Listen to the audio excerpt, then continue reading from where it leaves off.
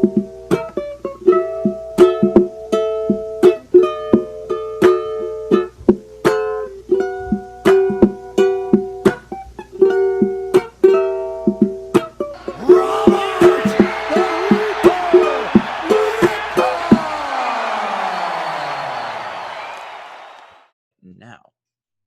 All right. Hello, everyone, and welcome to MMA Island. I'm Zach Harkness, and today I'm joined by the former UFC middleweight champion, the #1 UFC middleweight contender, and the #14 pound-for-pound fighter on the planet, Robert the Reaper Whittaker. Welcome to the show. How are you doing today? Thanks for having me, mate. Well, the pleasure's all ours. Yeah, definitely. So, first question here. I want to start off by asking a few questions about the Darren Till fight that just happened not too long ago. Now, before the fight itself, the face-offs between you two caused attention. In your first face-off, he wouldn't meet your eyes, and in the second one, he wouldn't back down. What were your initial thoughts, and did you think that this was his attempt at mind games? It's hard to say. You know, I don't read too much into my opponent's body language and things like that because we're the best fighters in the world. You know, everyone that rocks up fight day is ready to fight. Whether they don't look, they don't make eye contact, they make eye contact. None of that matters. So honestly, I try not to look too much into it. I just think the first face off, maybe he wasn't prepared for it. The second face off, it looked like he was. That's about it. Yeah, the intensity there. And the second one was definitely fun when you guys would just not stop staring down. He was just like, war? It was definitely awesome. Yeah. Nah, 100%. Sorry about that phone in the background. I can't stop it. It's all good, man. It's all good. So, second question here. In the first round, before you took control of the fight, he caught you with an elbow that seemed to drop you from other angles. It looks like he pushed you down. What actually happened there in that moment? It was just a well-timed, well-placed shot, right on the chin. I think it was a mixture of both, of like wobbling me a little bit as well as him pushing me down. I think it was a combination of the two. But regardless, I got back up, had to slow things down a little bit and just get back on the horse. Yeah, and right there in that first moment, it seemed like I don't think you're in danger because I was watching and you seemed to be fine. So how fast did you really recover from being rocked with that shot? Well, it's funny because it did like it put me on my ass, I guess. But I guess the big thing is like it didn't hurt me, didn't injure me, it didn't rattle my brain at all. It was just one of those flash knockdown sort of things. Did you think that you were in any danger of all of the fight being stopped? Did you think you weren't going to recover? Did you know you'd just be fine? I'd be fine. I could tell. There's been times I've been hit and it kind of wobbles you a little bit, like it throws your balance out even. But that wasn't one of them. Yeah. All right. So next question. And another thing that many fans noticed was the fact that you were mixing up your usual forward blitz style with takedowns, which is not really a common thing that we see from you. What prompted you to take this kind of different game plan? And do you plan on using this mix-up style in the future? Yes, certainly, because I guess that's one of the biggest things I've wanted to push moving forward with my career and my style of fighting is that I grapple and I wrestle a lot. You know, I have such an untapped skill set there that I've never really utilized that I think I really should. And this fight was just me. It was just about me getting in there, building the confidence, and just trying to mix it in a little bit. You know, I really look forward to just trying to perfect this. I didn't understand that. I'm trying to perfect this moving forward. Did you expect that the style would confuse Till as much as it did, especially in the second round? Yeah, well, I guess it would give anybody a bit of you know, a different look, considering I've never wrestled or grappled before in my game. You know, I guess I've let myself become one-dimensional, and so I'm very happy I managed to slide that in there and to start it now. Yeah, I think a lot of people are seeing that as well, considering they gave Ngannou higher grappling rating in the new UFC video game than you. But anyways, yeah. You notice how you said that fans have kind of started seeing you as one-dimensional, even though you've been wrestling and grappling for almost your entire career just outside of it. So what made you decide in this fight that now was the time, if you've been wanting to do it for so long? Well, because I guess because I was coming off a loss, you know, coming off all those wins before, it was one of the things like if it ain't broken, don't fix it. So I was very reluctant to change anything at that point. But with the loss came, I guess, the freedom, the creative freedom to do whatever I wanted. So would you say that the loss has actually really helped your career, like Oh, going forward? certainly, certainly. Nobody wants to lose, but there is certainly a silver lining to the loss for sure. So would you say that the takedowns, like mix-up style that you're now going to employ in your future fights, was your biggest learning and takeaway? Because I know learning, you learn a lot more from losses than you do from wins. So what other things did you take away from the Adesanya loss that that you'll employ in your future fights? A lot of things with that fight in particular were lessons, I guess, that I learned outside of the octagon, more leading into it. So I had to adjust and learn and just come to terms with a lot of different things outside the octagon, which inevitably leads you into the octagon, and it transfers over. So yeah, it was a lot of little lessons like that, more or less. All right, so going into the next question, an interesting thing to note is your last two opponents have very similar styles on paper, referring, of course, to Till and Adesanya. Would you say their styles are comparable, and what advantages, if any, would you give Till over Adesanya? Yeah, I think they're quite similar-ish, I guess the word, because it's hard. They both got that sort of kickboxing style and striker finesse. You can see that when they're in there, but they're two very different fighters, and they play to two different strengths. Whereas Till likes getting in and blitzing almost like I do, but whereas Adesanya's taller and uses that long range, that long tall fighter sort of approach with things. Yeah, and would you give Till any advantages in his striking game over Adesanya's? Uh, different. Styles make fights, so it just different. And speaking of different, this fight for you did seem a little bit different because this is the first time in 3 years with you didn't have a belt on the line. Does fighting without the thought of the belt improve your performance, or does the pressure of the championship enhance it? It's hard to say because nobody likes losing. Every fight comes with pressures, but I guess not having that pressure of the belt, it's more the lifestyle changes around the fight that are the biggest difference than the actual fight itself. The fight itself is kind of always the same beast. It's more the pressures leading into it, which affects preparation, camp, and things like that. Did you see yourself, like, I don't know, going into fight week feeling any different this time, not being a champion, but being just another contender? I don't know. I felt great going into fight week regardless. Like, I don't know if it was because of that or more so just because I'm enjoying everything. Like, I'm enjoying I enjoyed the prep leading there. I enjoyed fight week. I enjoyed the weight cut even to a degree. Every aspect of it was just a lot more fun. Speaking of your experience during fight week, how was your experience on Fight Island?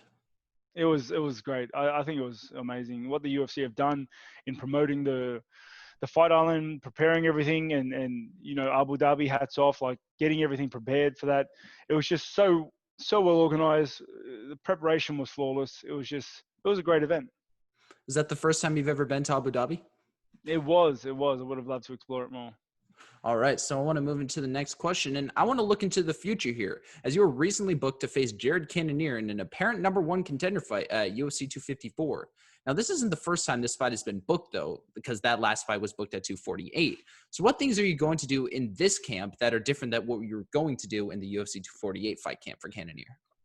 A big thing is just enjoy it, right? Like, that's kind of what led me out of the game the first time, was just I wasn't enjoying anything. So now, like with like a new revitalized passion, I'm coming into training. I'm just enjoying everything. Otherwise, the game plan stays the same. He hasn't fought since then either, so there's not too much to shift around. I look forward to getting in there. You know what I look forward to? 3 rounds. That's 3 rounds.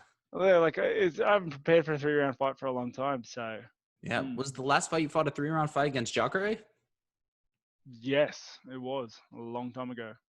So do you think that you fighting 3 rounds, you'll be able to, I don't know, put out more output as you don't have to expend your cardio over 5 rounds? Maybe. It's hard to say. Like, I'm just happy I don't have to hit pads for like 25 minutes every single session. Yeah, and you won't be in any worry of gassing out. Neither, I mean, you're not in worry of gassing out in a 5-round fight anyway, but I feel like going into a 3-round fight after this many 5-round fights, it'll be kind of like a relief for you. Like, man, this is it? I thought I had 2 more rounds to go. Yeah, and that's it. You got to change the pacing of the fight, because obviously you go a higher output because you don't need to sustain it for as long. But Yeah, I've never really had a cardio issue regardless in my career, but yeah, I'm looking forward to just mixing it up. Yeah, and I'm looking forward to watching that fight. And we don't really know a lot about Cannonier at middleweight, as he doesn't have a lot of fight time there. 3 fights and quick knockouts in each of them. So what are some of the strengths and weaknesses of Cannonier that you see and that your camp sees that you don't think enough people are talking about? He's very relentless, and he's resilient to like a lot of things. Like, so if he gets taken down, he can get up pretty quickly. He's got some good counter striking. He's very tough. He's got chin. So you have to play around those. The thing is, I just think I'm better across the board. I feel like if as long as I'm leading the dance, I can take this fight wherever I want. So yeah, I look to utilize my long range striking, mixing up takedowns, mixing up some grappling, and before you know it, 15 minutes is up. Yeah, and after fighting for 25 minutes, those 15 minutes will just fly by like that. But the thing about Cannonier that everyone says is the best part of his game is that he carried down his heavyweight power down to your division. Yeah. Now, you've already faced very powerful strikers. I mean, you fought Yoel Romero, who's physical beast in of itself. And do you think your experiences fighting those stronger guys makes you, I don't know, a little less fearful of the power that Cannonier has? No, it's in my opinion, in the middleweight division, everyone can knock you out. Everyone can knock you out. It's just a matter of landing those shots. The trick, the trick to getting up the top of the ladder is trying your best not to get hit. That's the biggest thing. Yeah, I guess he's got a lot of power, but I've knocked people out too. So do I. So I look forward to it. Yeah, and I don't know. His performances over Hermanson that was very impressive. And Hermanson was a guy that looked very, very great in his last fight. So I don't know. How do you expect the fight with Cannonier to go? Do you think that it'll go the distance, or you try to wear him out, or do you think you'll actually get him out of there? I think I'll put it on him. I think I'll put it on him and get him out of there in the second, late in the second. I think I'm just going to be too much. I think I've got too many angles. I've got too many looks.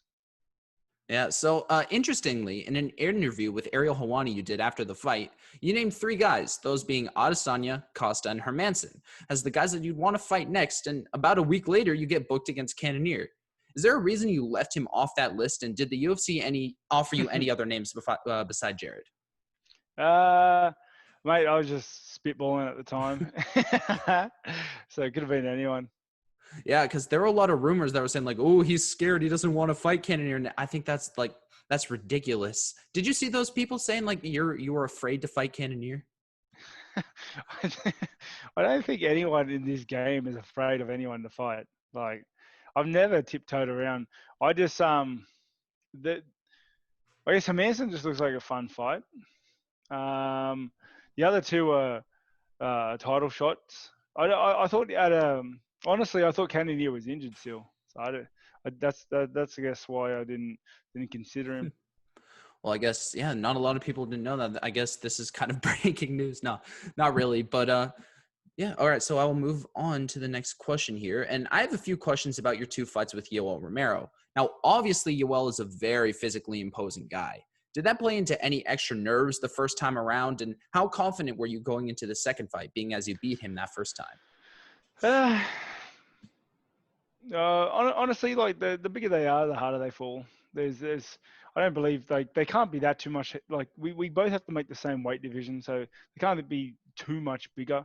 Um, with that second fight, I went into that second fight with a lot of confidence, but his shift in complete game plans was a little off-putting. But no, it's good fights. They were good fights. Do you think that the weight miss in the second fight led to him performing better that second time around? It's hard to say. I feel like he certainly hit harder that second fight.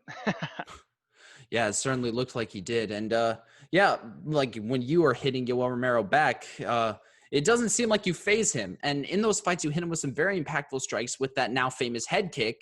And does hitting someone with those powerful strikes like that, just to see them not be effective, does that cause a demoralizing effect? And all the past opponents say that he feels like he's made of metal. How true are those claims? 100% true. I've never felt anyone like him before.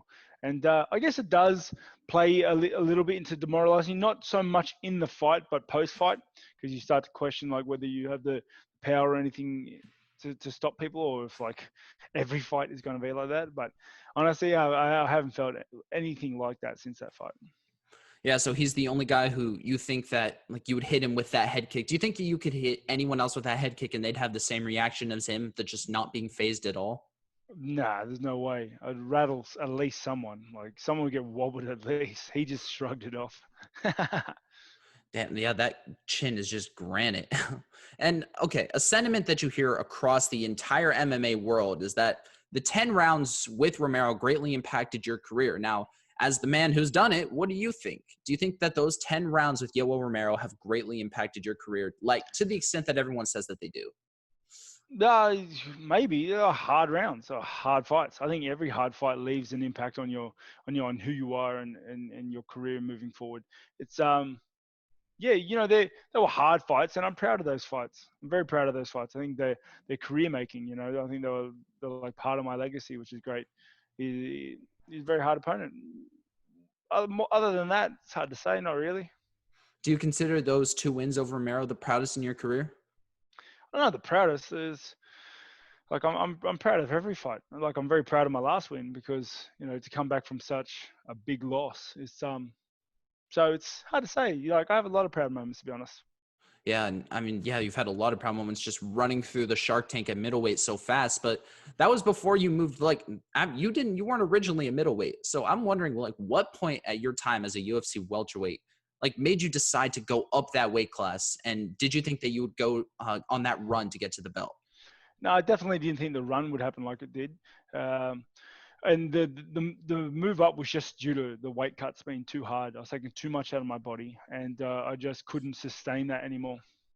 So, what would you say are the biggest differences? I mean, at least for you, finding out welterweight and middleweight, what things do you notice that what are different in the cage? In the cage, like I think middleweight is the perfect blend of speed and power and technique. So that's just my opinion, though. It's mainly the weight difference may had the biggest impact in my life outside the octagon, away from the cage, because I could just eat more. I didn't have to freak out about weight cuts anymore. Like it's just completely life altering. Did you feel like your cardio and your chin were a bit better up at 185? Because that's what a lot of fighters say who have moved up a weight class, that the things that they notice the most are their cardio and their chin getting a bit better. I don't know about my cardio, but my chin definitely, because I'm not taking all that water out of my head like just the day before the fight. Yeah. In your first middleweight fight, I would assume that would be one of the hardest because you'd have to, I don't know, deal with the new strength and power of the new opponents that you'd be facing. Do you consider, like, how was it moving up to the division? And did you have any doubts going into your first middleweight fight? Now I had no doubts. Like I was born to do this. This is what I do. It was, and I knew moving up to middleweight was just a thing I had to do if I wanted to keep fighting. So I had no doubts moving up. No more doubts than the normal, post fight, any fight sort of jitters and nerves. Yeah, and okay, I want to move back to the future here. Once you get through the Cannonier fight, there's little to no doubt that you have the top claim to the next title shot. Assuming Adesanya beats Costa, what things will you do differently leading up to that fight? And assuming if Costa wins, do you think that he's a stylistically better matchup for you? And how will you deal with his unrelenting forward pressure? Uh, yeah, with Costa, like who knows how that fight's going to go. I'll have to sit down with my coaches and deal with that when I get there. With Asanya, I guess the biggest change would just be outside of the octagon, going into that fight just patient and happy. Huge things, huge difference. You get a very different result if you get me happy and everything in there. So do you think that fight goes 5 rounds, or do you think that you have the potential to finish Adesanya if you go in there with him again? It's hard to say. I can't go making claims to anything because he finished me last time we fought. So. Yeah, and were you okay when Paulo Costa fought Yoel Romero, and that was kind of his like revelation to the world that he's a top middleweight contender? Did you expect him to beat Yoel Romero the way that he did? That was a tight fight. That honestly, it could have almost gone either way how that fight went. It's yeah, he showcased a lot of his potential and skill sets in that fight. So it was a good fight, a good eye opener. It was. And okay, I want to move on to Yoel Romero's next fight, which happened to be against Adesanya, even though he got that fight off a bunch of losses. What is your opinion on fighters in your division getting title shots off of losses? It's hard to say. UFC do what they want. Like the UFC have their own machinations with all that stuff. So it's hard to. Who knows? Who knows? You know, you just got to fight everyone. We're in this game to fight, and that's it. Did you expect the Adesanya and Romero fight to be as boring as it was? Yeah, I guess it was tactically, you know, it was a very tactical fight. I don't know. It's it's hard to say. Yeah, because you know that Yoel Romero is just that guy that he waits for you to do something and then he just explodes. But if you don't engage him like Adesanya, he's more of a counter striker. I guess he was kind of doomed to fail a little bit. So I want to move into the next question here, and I want to look back to UFC 234 and the fight with Kelvin Gastelum that unfortunately fell through. What were your thoughts on Gastelum walking around with Cejudo's belt, claiming that he was the champion by forfeit? And do you still see yourself fighting him someday? Maybe, you know, we're roughly the same age. It's hard to say. Him walking around like I don't know, it was cringy. He's just doing him. You know, he was just trying to make him like you know, he gained some hype and relevance from that. You know, it was hard. I feel bad for the guy. We did all that work. He traveled across the world, and the fight fell through. That's a terrible thing. I wouldn't want that for my opponent even. You know what I mean? So it was a terrible scenario to be in. And that fight would have taken place in front of your home crowd in Australia. But those shows are always huge because they're just giant arenas with tons of fans. Like, I know that a lot of fighters feel different ways. Do you think that the energy from your hometown crowd, like I don't know, makes you perform better? Or do you think it adds a bit more pressure to your competition to perform for It them? certainly adds more pressure, um, and it also adds a little extra oomph is the word to when you're in there when you're throwing. So it's a double-edged sword. Yeah, and I mean, from going from the biggest, like fighting in front of, I think the fight with Adesanya was the biggest crowd in UFC history, and to going to fighting with no people in the arena, was that a little bit jarring for you? What was it like fighting in front of like no one there? I enjoyed it, to be honest. I enjoyed it. It was such a shift and change. It's yeah, it just felt different. It was I know it was nice. It was refreshing. You think it? I don't know. You think it helped your performance in a way? It's hard to say. It's hard to say to get that numbers right. Like it's who can say? Yeah. Now, looking back to the future, it seems like we weren't going to get to see you for a little bit, but you surprised everyone with this fast turnaround. Did you see yourself turning around so quickly before the Till fight? Yeah, you don't plan for it, but no injuries, and you know I'm excited to get back in there. I feel good, and I want to keep fighting. I wanted to fight before the end of the year anyway, so yeah, let's do it. Are you excited to fight on a card with like such a big, like you're not going to be headlining, but it's still going to have a lot of attention because of the people headlining the card, mainly being Khabib. Are you excited on fighting a card with such this recognition? Yeah, I'm pumped to not be the headline for a while for once. You know, I think it'll be a great card. I can't wait to see those guys fight. It's good to see. Yeah. And unfortunately, I think that's all the questions that I have for today. I really want to thank you for joining me. Is there anything you want to say to the people out there? No, just thanks for the love and support of my fans and the guys that have been with me since day one. And thank you very much for having me, brother. Yeah, again, I would like to thank Robert Whittaker for joining me today, and I would like to thank you, the viewer, for watching this interview. I've been Zach Harkness with MMA Island, and I will see you all in the next